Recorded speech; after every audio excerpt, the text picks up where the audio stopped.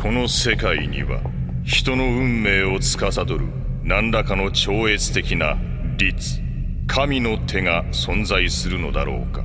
少なくとも人は自らの意志さえ自由にはできない。 미우라 켄타로의 만화 베르세르크를 원작으로 중세 유럽을 모티브한 판타지 세계관에서 주인공 가치와 그리피스의 뒤틀린 운명을 그려냈으며 선열이 난무하는 전개 속에서 인간의 고독과 결핍, 욕망 등을 표현한 다크 판타지 애니메이션 건풍전기 베르세르크입니다. 본 영상은 건풍전기 베르세르크 원어 더빙판을 기준으로 제작되었음을 알립니다.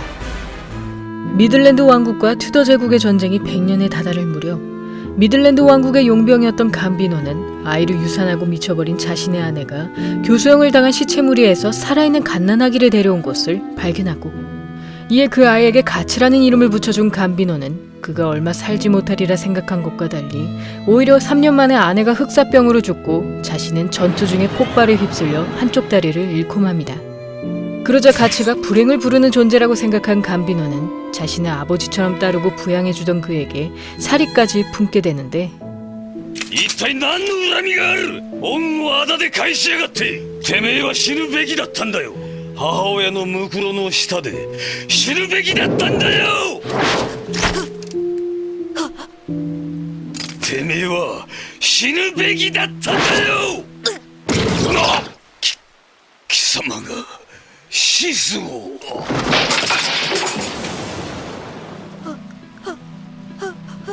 カッツ、どういうことなんだこいつは。まさかてめえが。あごしろって待ちやがれ。どうしてこんなことに。待ちやがれこの親殺し。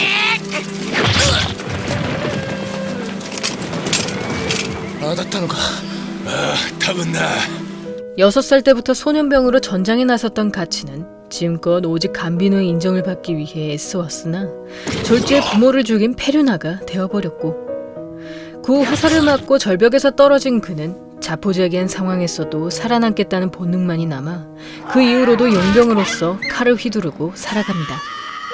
그렇게 4년의 세월이 흘러 15살이 된 가치는 적군의 대장인 바지소를 쓰러뜨리면 큰 상을 준다는 소식에 가차없이 대검으로 그의 머리를 내려치고 그 모습을 지켜보던 메단 단장 그리피스는 본인의 목숨을 시험하는 듯한 가치의 검술에 흥미를 느껴 그를 자신의 용병단에 집어넣을 것을 결심합니다.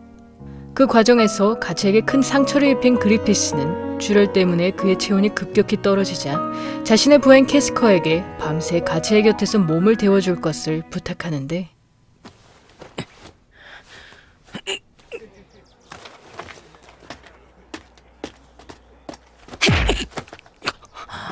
お前なんかあのままグリフィスに殺されちまえばよかったんだ。今ので目が覚めたか。なぜだ。なぜあの時俺の心臓を外した。お前が欲しいと思ったからさ。わざわざ自分の身を死の危険にさらして逆にそこから命を拾おうとあがいている。そんな風に感じたよ。お前は面白い。俺はお前が気に入った。お前が欲しいんだガッツ。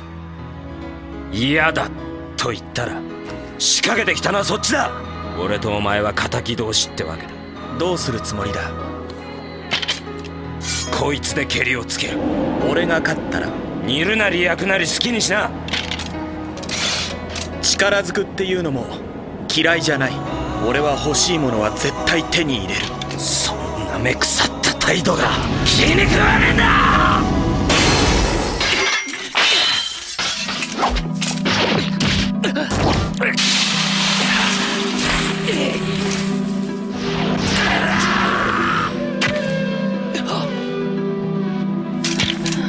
勝つためなら何でもやる。ますます気に入ったよ。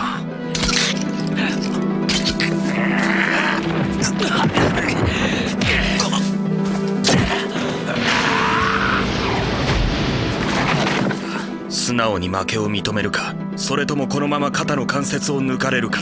くそったれ。これでお前は俺のものだ。言ったことない。グリフィスは今まであんなこと誰にも。 그날 이후 메단에 들어가게 된 가치는 그리피스의 두터운 신뢰로 첫 임무부터 대열의 맨 끝에서 적들을 막아줘야 하는 막중한 역할을 맡게 되고, 이에 홀로 수백 명의 적들을 상대하던 그는 아군들을 무사히 피난시키는 것에 성공했으며 도중에 말이 화살에 맞아 낙마하고 맙니다. 그 순간 그리피스가 자신을 구하러 온 것을 발견하는데, この間の戦なんで俺を助けに戻った？せっかく手に入れた優秀な手駒をあんなケチな戦でなくしたくないからな。ああ、これか？ベヘリット、別名覇王の卵とか言って、何でもこれを持つ者は自分の血と肉と引き換えに世界を手に入れる運命なんだってさ。気色悪い。いいだろう。ガッツ、お前は俺についてこい。面白いのはこれからだ。俺は俺の国を手に入れる。お前は俺のために戦え。お前は俺のものなんだからな。お前の死に場所は俺が決めてやる。 살아남는 것에 급급했던 자신과 달리 커다란 포부를 가진 그리피스에게 깊은 감명을 받은 가치는 언제나 냉철하고 뛰어난 그의 모습을 동경하며 점차 그리피스에게 인정받고 싶다는 욕구를 느끼게 되고, 이에 그의 부하로서 칼을 휘두르던 가치는 3년 후 메단에서 돌격대장으로 자리하며 그리피스가 기사칭호를 받는 것에 가장 큰 공을 세웁니다. 그리하여 자작이 된 그리피스 밑에서 미들랜드의 정규군이 된 메에단은 어느 날 적의 요새를 공격하는 과정에서 상대 측에 전설의 용병인 불사신 조드가 있음을 알게 되고, 이에 돌격대와 함께 성을 포위하고 있던 가치는 먼저 투입시킨 부하들이 조드에게 전멸했음을 알게 되자 결국 혼자 성 안으로 쳐들어갑니다. なんだこれは。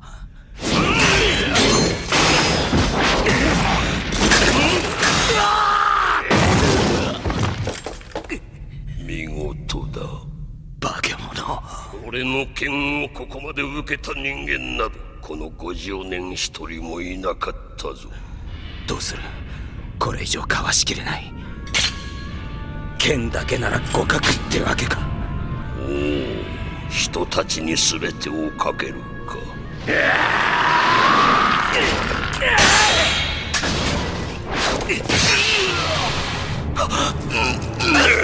初めてだ。俺の体に剣を打ち込んだ人間は。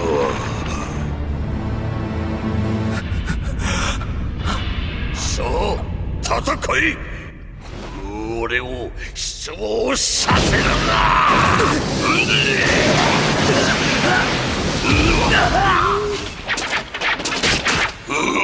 放て。戦いを汚す者は誰であろうと許さんぞ。もうお前たちは逃げろ。団長、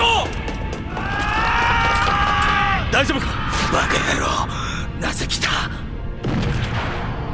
動けるか？やらなきゃやられたのが。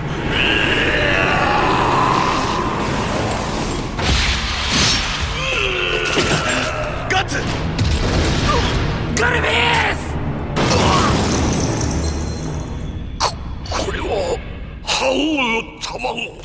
こんな若造がゴッドハンドの真紅のベヘリット。一つ予言してやろう。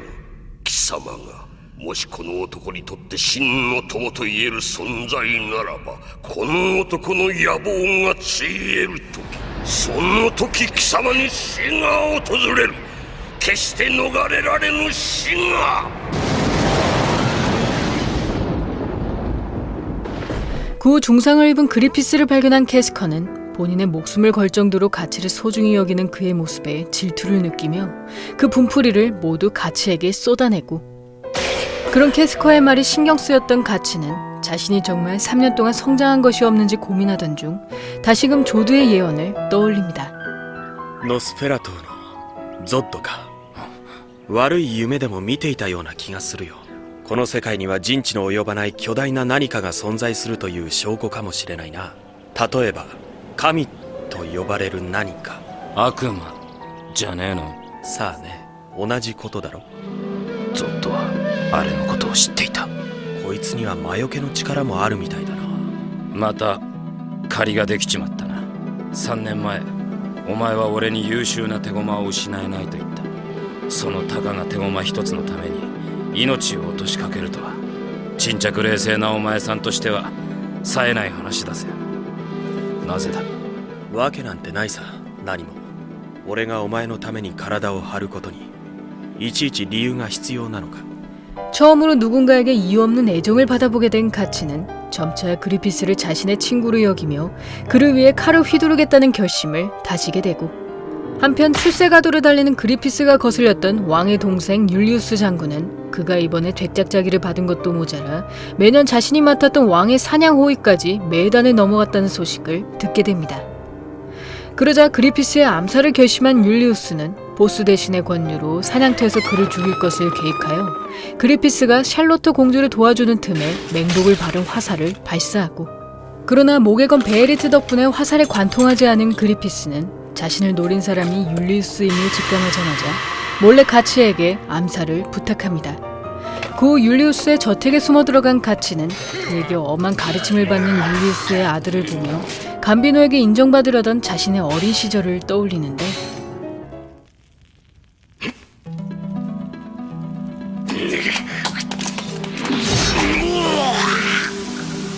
お前はグリフィスのっ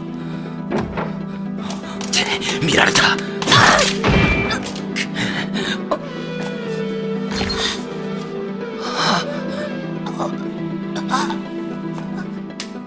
おい、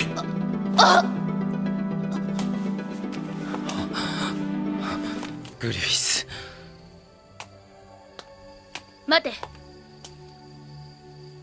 その格好で行くつもりか？用があるなら二人の話が終わるまで待て。どうして男は血を流すことばかり好むのか。狩場で姫はそうおっしゃいましたね。でもそれは尊いものを勝ち取り守るための道具。尊いもの？自分が自分自身のためになす夢です。そんな一生を男なら一度は思い描くはずです。夢という名の神の殉教者としての一生。生まれてしまったから仕方なくただ生きる。そんな生き方、俺には耐えられない。あなたのお友達もそんなあなたの魅力に惹かれたのでしょうね。彼らは優秀な部下です。私にとって友とは決して人の夢にすがったりはしない。自分の生きる理由は自分で定め進んでゆくもの。私にとって友とはそんな対等のものだと思っています。 그리피스와 샬로트의 대화를 들은 가치는 지금껏 살아남기 위해, 그리고 그의 꿈을 위해 칼을 휘두른 자신이 결국 그리피스에겐 친구가 아니었음을 깨닫게 되고, 그 후 푸른골의 중장갑 기사단을 상대하게 된 가치는 검술 실력이 뛰어난 캐스커가 오늘따라 적군 대장인 아돈에게 도전하는 것을 발견하여 절벽 끝에 선 그녀에게 방패막이 되어줍니다.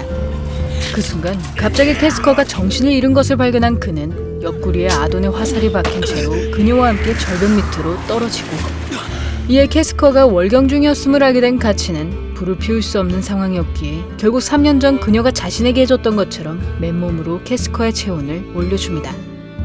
그 과정에서 캐스커와 그리피스의 만남을 듣게 된 가치는 그가 본인이 아끼던 소년병의 사망 이후 가급적 부하들의 희생을 막기 위해 자신의 몸을 파는 일까지 서슴지 않았음을 듣게 되는데, どうしてあんなやつと？金だよ。軍隊というものは金を食う。ましてや高野団はこれからまだまだ大きくなる。そのためにも必要なのさ、莫大な軍資金が。このまま勝ち続けることができればいつか軍資金だって。時間がかかりすぎる。戦場に出るということはそれだけ多くの部下を失うということだ。俺はね、キャスカ、俺の采配で命を落とした仲間たちに何ら責任を感じてはいないよ。それはあいつらが自分自身で選んだ戦いなのだから。俺の夢はあいつらの屍の上に立つことでしか実現できない、所詮血塗られた夢だ。何千何百の命をかけながら自分だけ汚れずにいられるほど、それほど俺の夢はたやすく手に入るものではないんだ。 그리피스가 동료들의 죽음에 죄책감을 갖고 있음을 알게 된 가치는 캐스커가 유독 자신을 미워했던 이유도 자신 때문에 그리피스의 꿈이 무너질까봐 염려했음을 깨닫게 되고, 그러나 항상 그리피스가 완벽해 보였던 가치는 그가 자신의 일에만 충동적이 된다는 사실을 믿지 못한 채 이번 일이 끝나면 스스로의 꿈을 찾아 나설 것을 결심합니다. 구 아돈의 군대와 다시 맞닥뜨린 그는 아직 몸 상태가 좋지 않은 캐스커를 도망치게 한 뒤 홀로 적군들을 상대하고, 이에 황급히 동료들을 데리고 돌아온 캐스커는 가치가 혼자 100명을 베고 살아남은 것을 발견하며 그날 이후 그에게 깊은 동료애를 느끼는 것과 동시에 묘한 감정을 품게 됩니다. 俺が初めて人を殺したのはまだ右も左もわからないガキの自分さ。殺して生き残る、それが全てだった。でもそれでもよかったんだ。ただ一人こっちを向いていてさえくれれば。しかしそれでも出会っちまったんだ。本当に振り向かせたいやつと。そいつは何一つ持ってはいなかった。そして全てを手に入れようとしていた。だからあいつには自分の隣に弱者を並べておくゆとりはないのさ。でもおかしなことにそうであればあるほど俺の目にはあいつが眩しく見える。もうごめんなのさ。あいつの夢の中であいつを見上げているのは、俺は自分で手にする何かであいつの横に並びたい。最初から欲しがらないやつなんていないさ。見つかるといいな、お前の何かってのが。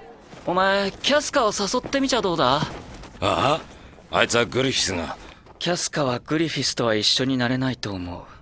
グリフィスの求めるものはただ一つだからな。それにはシャルロット様をいただいちまうのが一番の近道で。お前どう思ってるんだ、キャスカのこと。キャスカはいい女さ。でもあいつは俺にとって女というより戦友なんだ。だからあいつが見つめているのはグリフィスだ。だから今の俺じゃダメなんだ。 그리고 얼마 후 미들랜드의 주력군들이 돌도레이 성을 함락시키는 것에 실패했음을 듣게 된 그리피스는 자신의 군대만으로도 적군의 대장 보스콘을 쓰러뜨릴 수 있음을 자신하고, 이에 돌도레이 공략을 명령받게 된 가치는 그곳 북방전선의 총독이 과거 그리피스의 몸을 탐했던 게논임을 알게 되지만 설마 완벽한 그가 총독 때문에 냉정을 잃을 리 없다고 생각합니다. 그 그리피스의 지시대로 배수진을 친 메에다는 소수병을 둘로 나눠 주력군들을 상대할 동안 캐스커의 별동대가 요새의 빈틈을 노리기 시작하고, 그런 그리피스의 교란 작전을 눈치챈 보스코는 군대 진영을 정비하며 중앙을 돌파하는 돌격대를 막으려 하지만 도중에 그리피스를 생포하려던 게논이 요새의 수비 인력들까지 모두 데리고 나오면서 캐스커의 부대가 요새에 숨어 들어갈 틈을 주고 맙니다. グリフィス、会いたかったぞ。この場は見逃してはくれまいか。私はお前だけは傷つけぬよう兵士どもに命じてさえいたのだぞ。あの夜互いに恋焦がれた仲ではないか。まさか恨んでおるのか、この私を。私はあなたに対して何の感情も持ち合わせてはおりません。たまたまあの時そこにいたあなたを利用させていただいただけのことです。私の歩く道端にあなたという石ころが転がっていただけのこと。貴様！おしゃべりな石ころというのは少々目障りなのです。今回の功績によってあやつは将軍の地位を得るようです。それはアンチアリス、即効性の毒です。これをあやつに。 돌도레의 공략으로 100년 전쟁의 휴전을 맞이한 미들랜드 왕국은 이번 공적의 상으로 그리피스에겐 장군의 지위를, 메에단에겐 백의 칭호인 백봉 기사단으로 진급시키려 하고, 이에 전쟁 영웅 대접을 받게 된 그리피스는 자신을 시기한 귀족들이 분명 암살을 저지를 것이라 예상하여 포스의 딸을 인질로 잡고 그가 왕비를 비롯한 귀족들을 배신하도록 유도합니다. 그리하여 맹독 대신 다른 약으로 바꿔치기 한 포스는 축하연에서 그리피스를 마치 죽은 것처럼 위장한 뒤 독살에 가담한 귀족들의 파티에서 몰래 도망쳐 나오고, 그 건물에 불을 붙인 그리피스는 가치에게 포스의 딸을 납치하기 위해 고용했던 불황자들을 제거해달라고 부탁합니다. 危険を冒した甲斐がありました。あなた方をこのように一網打尽にできたのですから。私は王妃様とフォス大臣に声をかけられただけなんだ。これは戦です。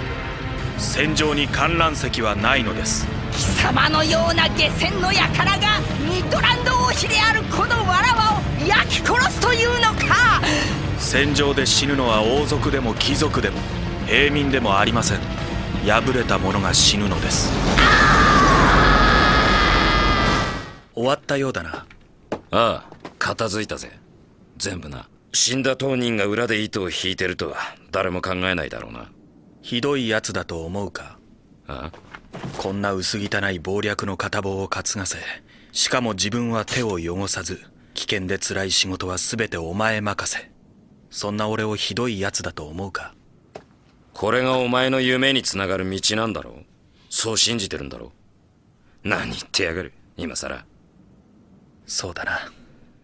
그리고 얼마 후 자신의 역할이 다 끝났다고 생각한 가치는 그리피스에게 친구로서 대등한 존재가 되기 위해 예정대로 길을 떠나려 하고, 그런 가치를 발견한 캐스커는 그를 향한 자신의 감정이 사랑인 것도 알아차리지 못한 채 가치를 붙잡겠다는 일념으로 그리피스에게 그 소식을 전합니다. 그리하여 가치의 앞을 막아선 그리피스는 자신을 떠나려 하는 그를 이해하지 못하며 검을 뽑아두는데, あの時言ったはずだ。お前は俺のものだとな。俺の手の中から出ていきたいと言うなら、あの時と同じ剣で自分をもぎ取っていけ。笑ってじゃあなってわけにはいかねえのか。まるで敵でも見るような目だな。だがよ、たとえ憎まれても。その夢を踏みにじる者があれば、全身全霊をかけて立ち向かう。たとえそれが私自身であったとしても、私にとって友とはそんな対等のものだと思っています。行くぜ。俺は、お前にとって俺は血を流すぐらいの価値はあるってことだもんな。迷いのない目だ。そんなに出ていきたいのか、俺の手の中から。ダメだ、許さない。剣の軌道がわずかでもブレたなら本当に殺してしまうことも。だが手に入らないならそれでも構わない。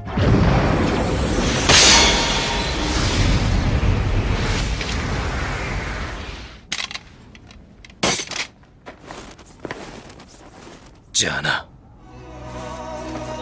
大丈夫さ。小さなことだよな。お前の行きたいところはもっと遠いんだろ。もう一度歩き出すさ。すぐにな。 결투로도 가치를 막지 못한 그리피스는 그가 떠났다는 충격에 이성을 유지하지 못하며 지금껏 자신이 가치를 얼마나 의존하고 있었는지를 깨닫게 되고, 그 후 괴로움에 몸부림치다 샬로트를 찾아간 그는 홧김에 가진 그녀와의 잠자리에서조차 계속 가치를 떠올리며 자신이 정말 그를 잃었다는 사실을 실감하고 눈물을 흘립니다. 그리고 다음날 샬로트의 처수에서 빠져나온 그리피스는 하녀의 밀고로 공주와 동침한 것이 반역죄로 적용되어 지하 감옥에서 온종일 고문당하고, 이에 자동으로 기사 칭호를 박탈당한 메에다는 미들랜드 군대의 추격을 피해 다니며 도망자의 생활을 시작합니다. 한편 그런 메에단 상황을 알 리 없었던 가치는 대장장이 고드와 그의 양녀 에리카를 만나 1년 동안 새로운 생활에 적응하는데, 闇、一筋の光もない真の闇。この闇に身を浸してもうどれだけの時が過ぎたのか。何も感じない。俺は正気を保っているのだろうか。だが何もかもがうつろな中で一つだけ鮮明なものがある。あいつだけがまるで闇を切り裂く雷のように鮮烈に俺の中に浮かび上がってくる。俺をこの闇の中に封じ込める原因となったあいつが今唯一命をつなぐ糧となっている。いつからだ、手に入れたはずのあいつがこんなにも強く俺を掌握してしまったのは。あいつは今俺の中で目が痛むほどにギラギラ輝いている。ガッツ。王子よ、許されざる者どもの王子よ。いずれかの地で相まみえようぞ。我らが眷属。五道のじいさん、大至急剣を作ってもらいてえんだ。戦でも始まるのか。山の向こうの国境地帯に例のお尋ね者たちが逃げ込んだんだ。お尋ね者。確かそう、高野団。おい、今なんつった。女ボスキャスカが率いる高野団です。 뒤늦게 메에단 소식을 접한 가치는 그리피스가 반역죄로 1년 동안 고문당했음을 알게 되며, 메에단 또한 캐스커가 단장 대리를 맡아 오랜 도피 생활을 이어왔음을 듣게 되고, 이에 그리피스가 자신의 부재 때문에 파멸했음을 알게 된 가치는 그가 언제나 완벽하게만 보였기 때문에 처음엔 그 사실을 인정하지 못했으나 지금껏 그리피스가 자신에게만 내보였던 모습들을 통해 비로소 그에게도 나약함이란 게 존재했음을 깨닫게 됩니다. お前のせいだ。お前が全て壊した。お前が出ていったからだ。グリフィスの元を離れたからだ。そんなはずねえだろ。あのグリフィスがそんなことぐらいでダメになっちまうなんて。グリフィスは神じゃない。理想や夢だけで人の心は埋まらない。お前がグリフィスを弱くした。グリフィスはお前がいなきゃダメなんだ。どうすればよかったんだ。自分のことをやっただけだ。他にどうやらよかったんだ。分かってる。お前の言う通りだ。たとえ女として寄り添えなくても剣としてならグリフィスの隣にいられる。でもお前が去ったあの日はっきりと分かったんだ。グリフィスの隣にはとうの昔に隙間はなかったんだって。私の夢はもう終わっていたんだ。女にもなれない。大切なものにもなれない。生きているかどうかもわからない人の壊れかけた夢を守り続けるなんて疲れちゃった。おい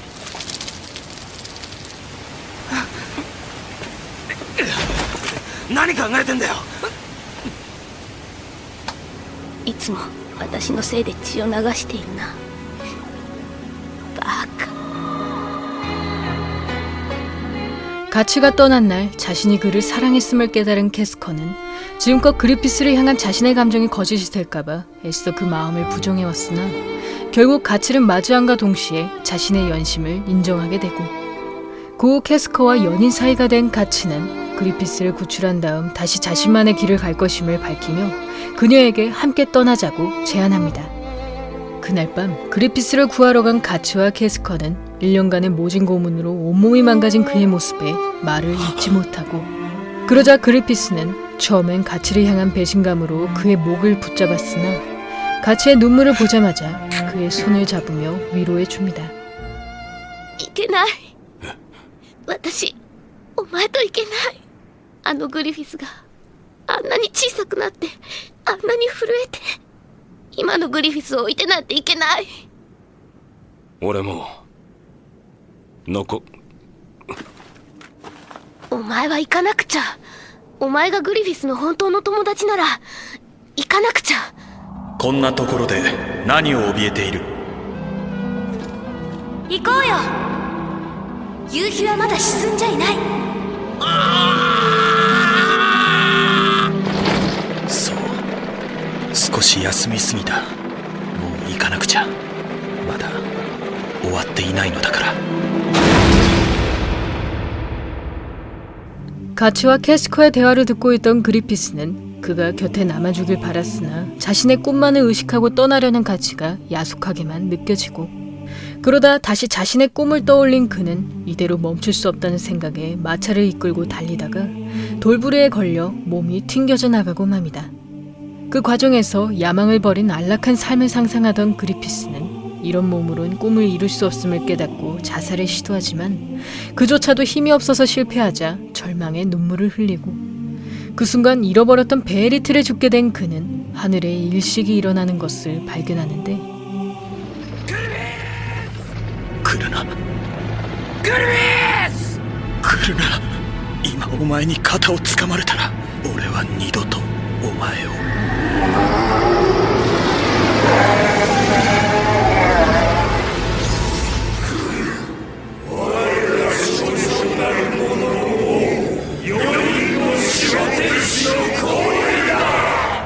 大いなる祝福の時因果律により選ばれし巫女高よ我らが眷属渇望の福王なりこれより高魔の儀を執り行う。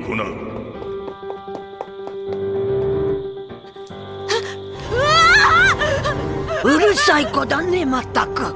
人が大勢死んでる。これがあの城へ行くただ一つの道さ。あんたの友達だって。あなたはあの城へ行って王様になるんでしょ。僕も一緒に連れてってよ。ダメだよ。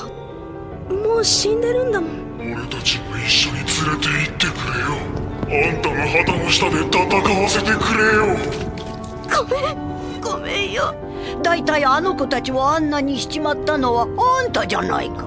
あんたがあそこへ行くなんて言い出さなきゃこんなことになりはしなかったんだよ。あんたが通ってきた道はあの子たちの屍でできているんだよ。この先あの城まで進もうと思ったらもっとたくさんの屍を積み上げなくちゃいけない。どうして路地裏から城を見上げてるだけで満足できなかったんだい。これがお前の夢につながる道なんだろう。そう信じてるんだろう。そう、後悔して何になる。これは俺が自分から進んできた道。そう、それがお前だ。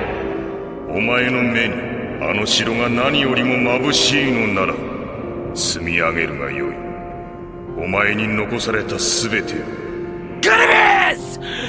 そう、何千の仲間、何万の敵の中でただ一人、お前だけが俺に夢を忘れさせた。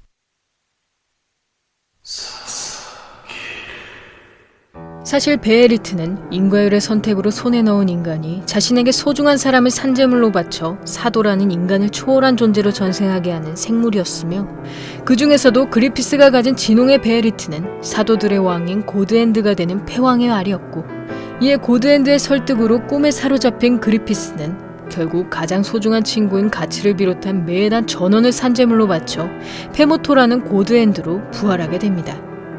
그리하여 순식간에 많은 동료들을 잃은 가치는 캐스커가 많은 사도들에게 능욕당하다 못해 이번엔 타락한 그리피스가 자신의 앞에서 그녀를 강간하는 것을 발견하는데 그리피스.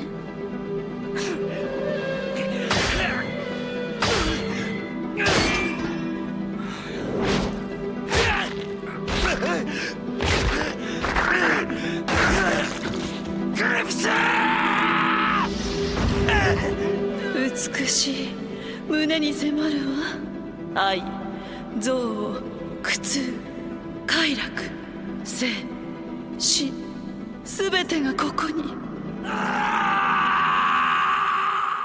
그렇게 강마의 의식 속에서 살아남은 가치는 고드에게 받은 드래곤 슬레이어를 등에 짊어진 채 그리피스를 향한 증오와 복수심으로 다시 일어서고 그 후 재물의 낙인 때문에 매일 사도들을 상대하게 된 그는 오로지 그리피스를 마주할 날만을 기다리며 건풍전기 베르세르크는 끝을 맞이합니다.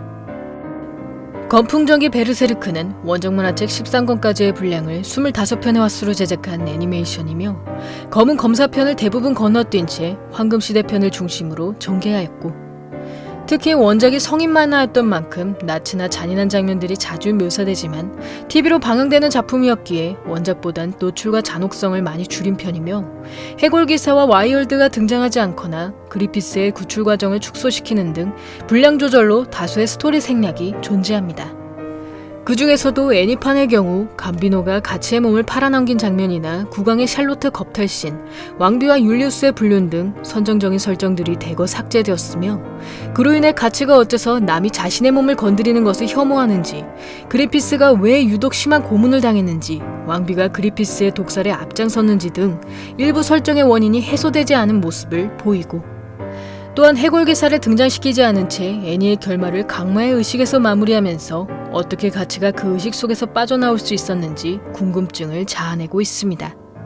본 작품의 주제는 인간이 운명에 대항할 수 있는가, 즉 자신의 잔혹한 운명에 맞서는 가치를 통해 운명에서 도망치지 않는 자만이 구원받을 수 있음을 표현하고 있으며 이는 스스로의 삶과 직면하고 그 시련에 헤쳐나가는 강인함을 의미하고 그 과정에서 지옥을 보는 듯한 끔찍한 현실 속에서 기구한 사연을 가진 여러 인간 군상들을 보여주고 있으며 한순간의 선택과 대처가 정반대의 결과를 낳는 아이러니한 상황들을 다수 묘사하고 있습니다.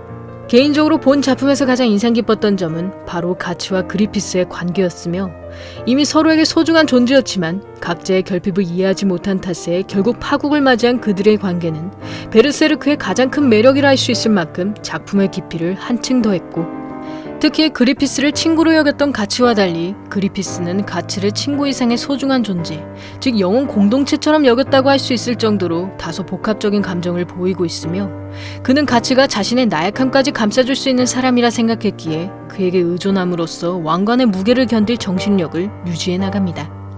그러나 그리피스를 동경해왔던 가치는 그가 내보이는 나약함이 결국 자신에게만 행하는 특별함이 아니라고 생각했으며 그리피스에 비해 부족한 자신, 즉 유년 시절부터의 열등감 때문에 오로지 그와 대등해져서 그리피스의 친구로서 옆에 서겠다는 결심뿐이었고 이에 그리피스의 불안을 알아차리지 못했던 가치는 끝내 메에단을 떠나 그가 파멸하는 계기를 만들었으며 결국 가치 때문에 꿈을 잊었다가 다시 떠올린 그리피스는 자신의 꿈에 먹혀 소중한 동료들을 바치고 괴물이 되는 참혹한 결과를 보여줍니다.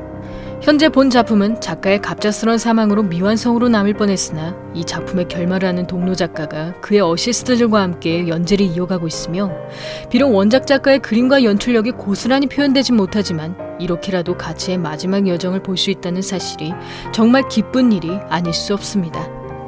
여기까지 건풍전기 베르세르크였고요. 여러분의 구독과 좋아요는 힘이 됩니다. 구독을 하시면 다음 영상을 더욱더 빨리 만나보실 수 있습니다. 그럼 많은 시청과 관심 부탁드리면서 다음 편에서 만나 뵙겠습니다.